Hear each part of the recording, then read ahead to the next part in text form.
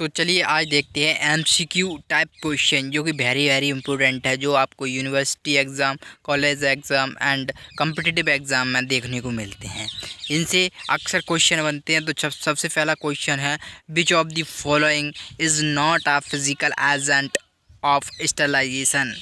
यानी कि जो एक कौन सा एजेंट है जो स्टरलाइजेशन में फिजिकल मेथड में यूज़ नहीं होता है, ये आपको बताना है। इसका ऑप्शन है सनलाइट यानी सूर्य की किरणें, रेडिएशन, और थर्ड है ड्राइंग, और फोर्थ है यानी डी है डाइज। यानी कि आप सनलाइट है तो वो भी फिजिकल है, रेडिएशन है वो भी फिजिकल मेथड है, और ड्राइंग यानी अपन सुखा रहे हैं वो भी फिजिकल मेथड है। तो इसका राइट आंसर हो जाएगा डी डाइज। डाइज क्यों है? Dyes are chemical agent not physical methods of sterilization.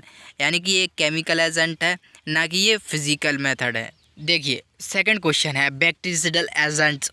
Bacterial agent का इनमें से किससे संबंध है? A kill bacteria, B prevent bacterial multiplication यानी कि बैक्टीरिया को किल करता है या प्रिवेंट करता है बैक्टीरियल मल्टीप्लिकेशन को, और सी या ये दोनों करता है, बोथ ऑफ अबव यानी इन दोनों, या फिर डी नॉन ऑफ अबव यानी इनमें से कोई नहीं। तो इसका एक्सप्लेनेशन हो जाएगा, बैक्टीरियल एजेंट किल बैक्टीरिया, यानी कि जो बैक्टीरियल होता है वो बैक्टीरिया को किल करता है, और जबकि बैक्टीरियोस्टेटिस क्या होता है? वो एजेंट करता है इनहिबिट द देयर ग्रोथ, यानी कि इनकी ग्रोथ को रोकता है। कौन? बैक्टीरियोस्टेटिस, जो इनकी बैक्टीरिया की ग्रोथ को रोक देता है। इसलिए इसका करेक्ट आंसर हो जाएगा ए किल बैक्टीरिया। बैक्टीरियल एजेंट क्या करता है? बैक्टीरिया को किल करता है।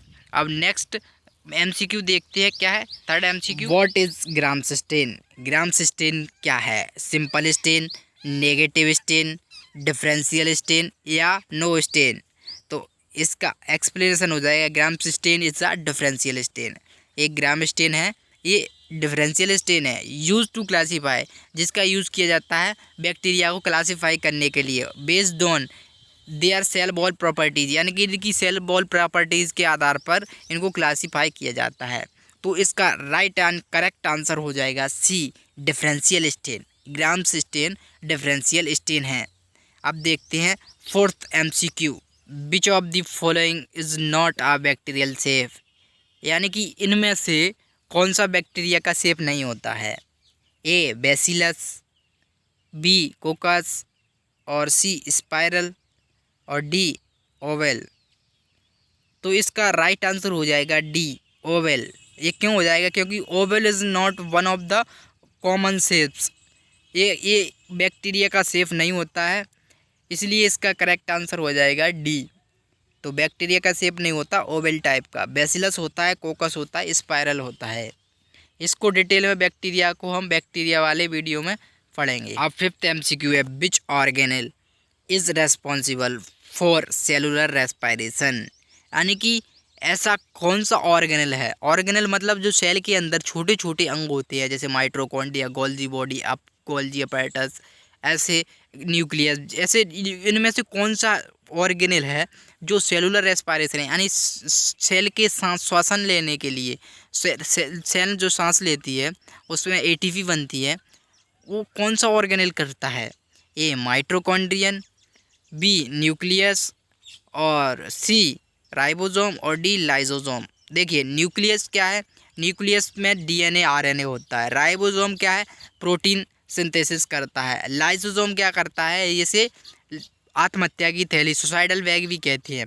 तो ये तीनों तो नहीं है, तो इसका राइट आंसर हो जाएगा ए माइटोकॉन्ड्रिया। माइटोकॉन्ड्रिया ही सेलुलर रेस्पायरेशन में अपना भूमिका निभाती है। तो इसका एक्सप्लेनेशन देख लेते हैं। Mitochondria are the site of cellular respiration in eukaryotic cell, यानी यूकैरियोटिक सेल में ये रेस्पायरेशन का फंक्शन करती है, जो कि अपना एटीपी जनरेट करता है, जिससे अपन को एनर्जी मिलती है। देखिए सिक्स्थ एमसीक्यू है, which of the following is an antibiotic. यानी इनमें से कौन सा एंटीबायोटिक है? A penicillin, B adenine, C glucose, और डी कैरेटीन। देखिए option number D keratin, keratin एक प्रोटीन है। ऑप्शन नंबर सी ग्लूकोज एक सिंपल शुगर है, और ऑप्शन बी एडिनिन और ऑप्शन ए पेनिसिलिन।